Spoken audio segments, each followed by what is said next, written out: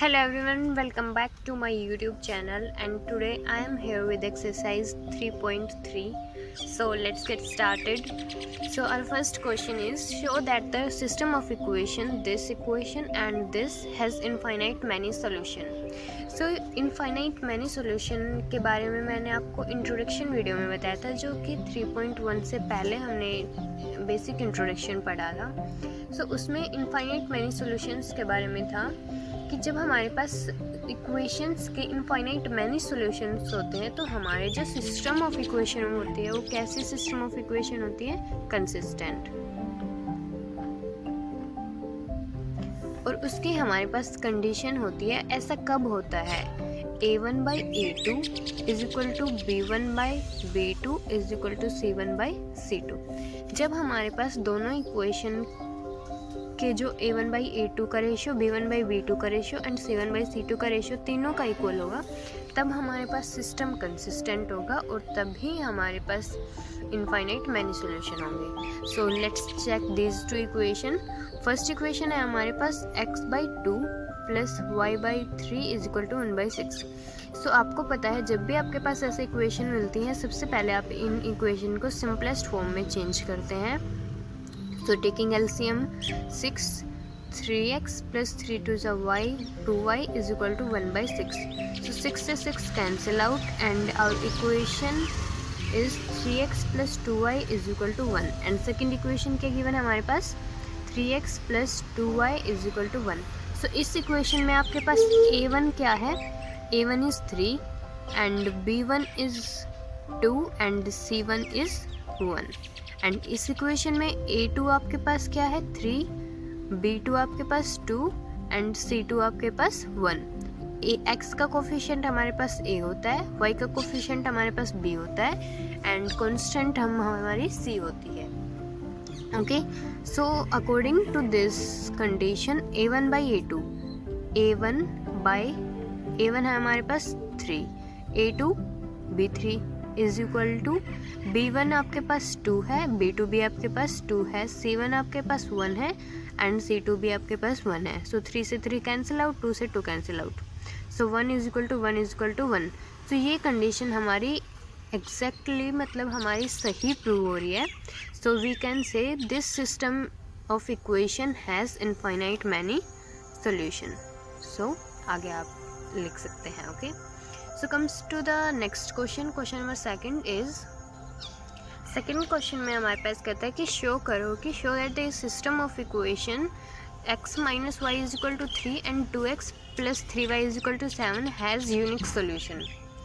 सो आपके जो 3 कंडीशन हैं उनके अकॉर्डिंग अगर हमारे पास यूनिक सोल्यूशन होता है तो हमारा जो सिस्टम होता है वो कैसा होता है?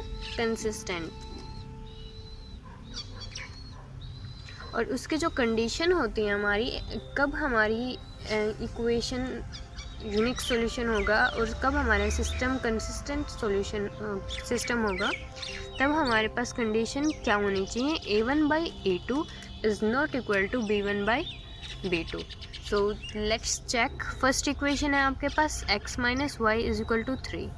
सेकेंड इक्वेशन है 2x plus 3y is equal to 7. सो a1 इज इक्वल टू क्या है आपके पास? 1 and b1 is equal to -1. Okay, c1 is 3. By the way हमारे पास इसमें c की ज़रूरत नहीं है. सो a2 आपके पास 2 है, b2 आपके पास 3 है एंड c2 आपके पास 7 है. सो कंडीशन देखते हैं. a1 क्या है आपके पास? 1. a2 आपके पास 2. b1 क्या है? -1. b2 क्या है? 3. सो ये इक्वल नहीं है ना. So these are not equal to each other. So we can say this have a unique solution. Okay, so comes to the question number 3. So देखो थर्ड क्वेश्चन आपके पास क्या कहता है कि show that the system of equation, this equation and this equation can have infinite many solution. Find the relation between a and b in this condition. अब आपके पास ये नहीं कह रहा कि भाई चेक करो ये है या नहीं, शो करो ये है। आपके पास कह रहा है कि शो करना है हमें कि इन दोनों इक्वेशन के इनफाइनाइट मैनी सॉल्यूशन होंगे और वो किस कंडीशन में होंगे। सो फर्स्ट इक्वेशन क्या है आपके पास, ax plus B Y is equal to C and B X plus A Y is equal to C. So a1 आपके पास a, b1 आपके पास b, c1 आपके पास c एंड a2 आपके पास b है, b2 आपके पास a है, c2 आपके पास c है। सो infinite many solution के लिए कंडीशन क्या होती है हमारे पास, a1 by a2 is equal to b1 by b2 c1 by c2, ये कंडीशन होती है। अगर ये कंडीशन हमारी सेटिस्फाई हो रही है तो हमारे पास इनफाइनाइट मैनी सॉल्यूशन होंगे। So apply these two equation on this condition, a1 is a and a2 is b is equal to b by a is equal to c by c। सो ये हमारे पास infinite many solution नहीं है फ़िलहाल, but कहता है कि हमें ये शो करना है और हमें वो कंडीशन बतानी है जिस कंडीशन के अकॉर्डिंग ये इनफाइनाइट मैनी सॉल्यूशन हो। तो अगर हमारे पास a is equal to b हो जाए तो ये हमारे पास इनफाइनाइट मैनी सॉल्यूशन हो जाएंगे। देखो अगर a मान लो a हमारा जो है वो किसके इक्वल है, b के। सो इस इक्वेशन को हम कैसे लिख सकते हैं, a किसके इक्वल है, b के, b by b is equal to b upon a किसके इक्वल है, b is equal to c by c। b से b कैंसिल आउट, b से b कैंसिल आउट, c से c cancel out, 1 is equal to 1 is equal to 1। So condition is 4 a is equal to b, these system of equation have infinite many solution। okay, so comes to the question number 4। so fourth question है आपके पास, show that the system of equation has unique solution. So unique solution की condition क्या है, a1 by a2 is not equal to b1 by b2। So check करते हैं हम। First equation है हमारे पास 5x minus 10y is equal to 0। Second है equation x plus Y is equal to 3। So a1 क्या है इस इक्वेशन में, 5, a2 क्या है 1, b1 क्या है -10 और b2 क्या है 1। सो किसी भी एंगल से आपको इक्वल लग रही है, नहीं, ये इक्वल नहीं है। यहाँ पर आपके पास 5 है, यहाँ पर आपके पास -10 है, तो कैसे इक्वल हो सकती हैं। So yes these are the system of equation which have unique solution। और क्या कहता है ये क्वेश्चन कि find value of x and y। So 5x minus 10y is equal to 3, x plus Y is equal to 5x minus 10y is equal to 0 and x plus Y is equal to 3। सो इस equation को आप multiply कर दो 5 से। सो आपके पास equation क्या आ जाएंगी, 5x minus 10y is equal to 0 and 5x plus 5y is equal to 15। अब कर दो इनको subtract.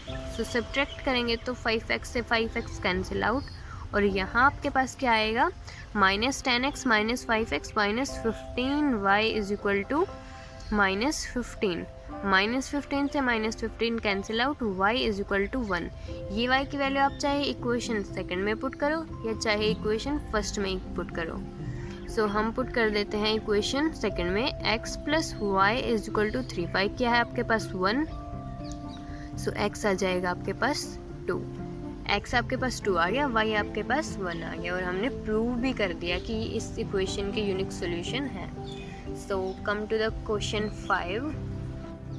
So 5 is find k for unique solution if. अब कहते हैं कि आपको k की वैल्यू फाइंड आउट करनी है और सोल्यूशन क्या होना चाहिए, आपके पास यूनिक सोल्यूशन होना चाहिए। तो यूनिक सोल्यूशन में हमारे पास कंडीशन क्या होती है, a1 upon a2 is not equal to b1 upon b2। यहाँ पर a1 क्या है आपके पास 1 एंड a2 इज 3, b1 आपके पास 1 एंड b2 इज -2। सो इसका यूनिक सोल्यूशन तो होगा, बट कहता है कि find k, but unique solution के केस में हमारे पास c का मीन्स कांस्टेंट टर्म का तो कोई रोल ही नहीं होता। यहाँ पर हमारे पास x वाली के कोफिशिएंट और y वाली टर्म के कोफिशिएंट का ही रोल होता है। सो इस कंडीशन में हम क्या कहेंगे कि यूनिक सॉल्यूशन कब कब हो सकता है। आपके पास k की वैल्यू पूछा है तो it is possible for every real value of k।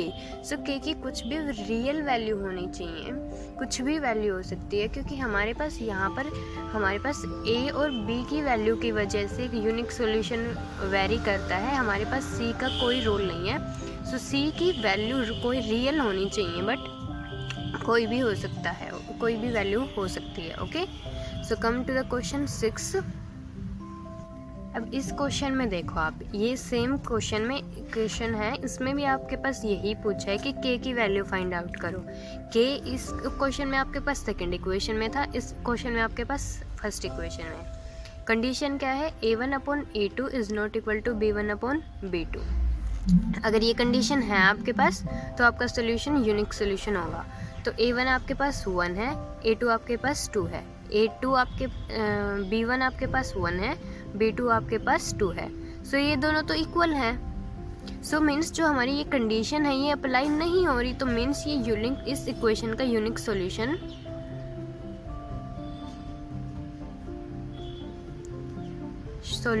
नहीं होगा। सो पूछा है कि k, सो मीन्स जब ये यूनिक सॉल्यूशन होगा ही नहीं तो k की वैल्यू कैसे आ सकती है यूनिक सॉल्यूशन के लिए। मीन्स k की वैल्यू तभी तो आएगी ना, तब आपका यूनिक सॉल्यूशन होगा। जब ये यूनिक सॉल्यूशन है ही नहीं तो k की वैल्यू आएगी कहाँ से। So no value of k is possible. अब इस क्वेश्चन में हमारे पास यूनिक सॉल्यूशन था, क्योंकि यूनिक सॉल्यूशन के लिए पहले दो चीज़ों की कंडीशन अब करेक्ट होनी चाहिए। तो k की वैल्यू हमने रियल बता दी, बट यहाँ पर यूनिक सॉल्यूशन की जो कंडीशन है वो शुरू में ही ख़त्म हो गई, तो आगे हम कैसे प्रोसीड कर सकते हैं। Okay, now comes to the question number 7। अब इस क्वेश्चन में आपके पास केस क्या है, इनफाइनाइट मैनी सॉल्यूशन का। सो इनफाइनाइट मैनी सॉल्यूशन में आपके पास कंडीशन क्या होती है, a1/a2 is equal to b1/b2 is equal to c1/c2। So इन इक्वेशन में आपके पास a1 is 2, a2 is 1, b1 is -3, b2 is 1, c1 is k-3 and c2 is k+3। अब देखो इसमें इक्वेशन में तो आपके पास k की वैल्यू डिफाइन करेगी ना कि ये c1/c2 क्या क्या होंगे, बट यहाँ पर हमारे पास a1, a2, b1, b2 की वैल्यू ऑलरेडी डिफाइंड है और ये इक्वल नहीं है। अब k का तो तब हम बताएंगे ना, तब यहाँ से हम यहाँ मूव ऑन करें, फिर हम यहाँ मूव ऑन करें, बट शुरू में ही हमारे जो क्वेश्चन है वो बता रहा है कि a1/a2 is not equal to b1/b2। So condition हमारे पास वेरीफाई नहीं हो रही इनफाइनाइट मैनी सॉल्यूशन की।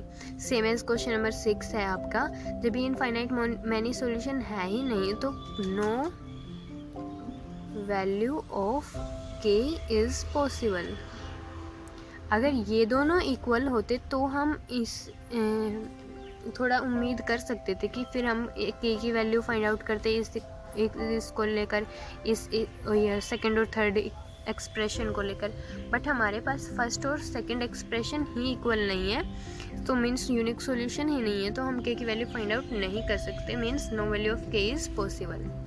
सो come to the question number 8। So 8 में आपके पास k की वैल्यू फाइंड आउट करनी है, किस लिए, फॉर यूनिक सोल्यूशन। कंडीशन क्या है, a1/a2 is not equal to b1/b2।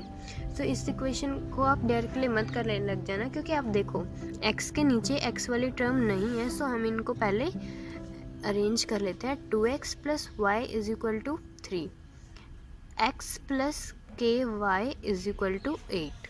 Okay, a1 है आपके पास 2, A2 है आपके पास 1, कंडीशन है आपके पास B1 is 1 and B2 is K।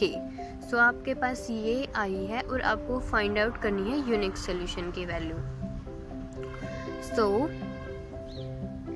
2K is not equal to 1, अगर हम क्रॉस मल्टीप्लाई करते हैं तो, और K क्या आता है आपके पास, इज़ नॉट इक्वल टू 1/2।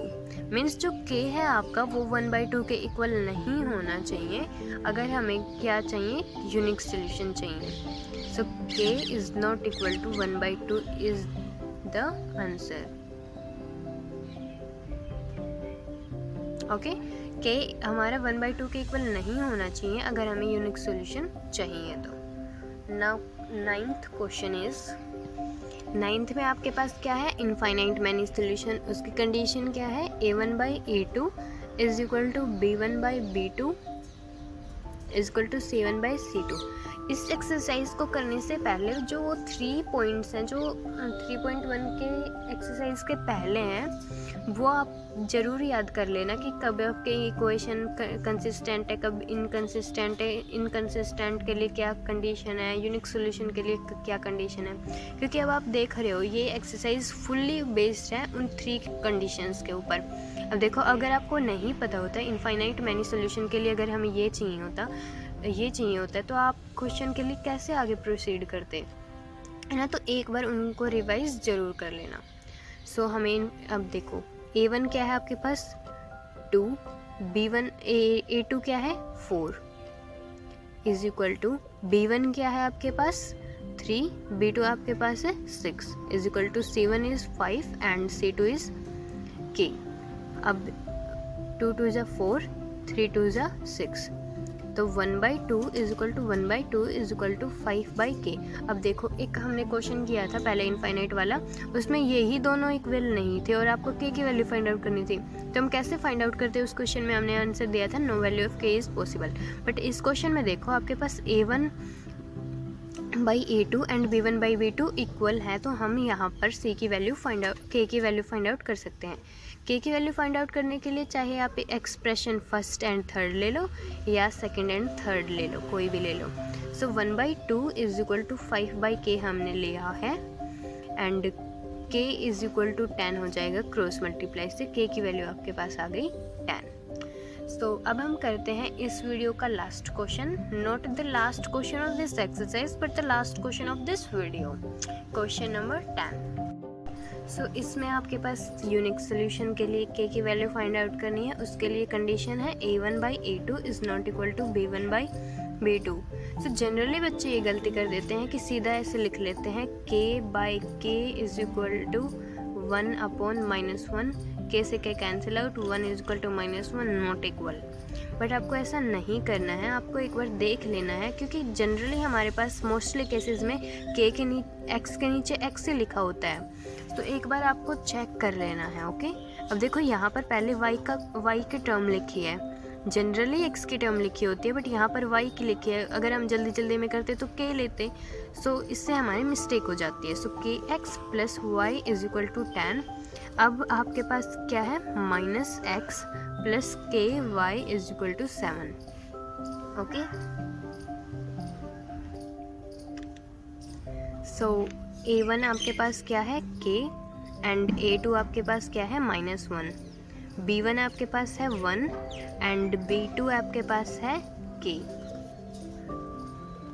तो ये दोनों इक्वल हैं आपके पास नहीं, यहाँ पर आपके पास क्या है -K और यहाँ पर आपके पास क्या है 1/K। So these are not equal. So ये इक्वेशन आपकी सेटिस्फाई हो रही है। सो K की वैल्यू के लिए अब क्या हो जाएगी हमारे K की वैल्यू, पॉसिबल